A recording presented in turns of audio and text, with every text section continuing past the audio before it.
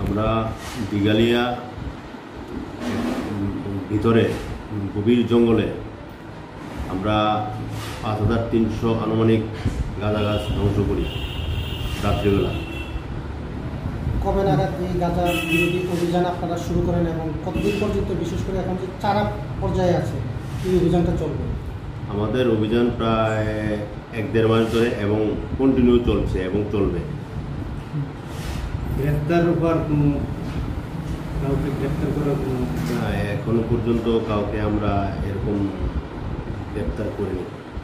তবে কিছুদিন আগে আমরা গাঁজা ধরেছিলাম 2টা মহিলাকে এবং তাদের বিরুদ্ধে স্পেসিফিক NDPS কেস হয় এবং তাদের বিরুদ্ধে কেস হওয়ার পর তাদেরকে কোর্টে আমরা ফরওয়ার্ড করে দিই।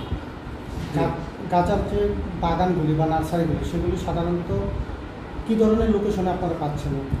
এইগুলি আমরা ম্যাক্সিমাম খাসল্যান্ড, ফরেস্ট ল্যান্ডেই পাই। কতটুকু পরিমাণ মনে হয় এখানে গাঁজাতে কিছু? আমরা যে গাঁজা কেটেছি ওইটা আনুমানিক 5300 বা 500 এরকম হবে।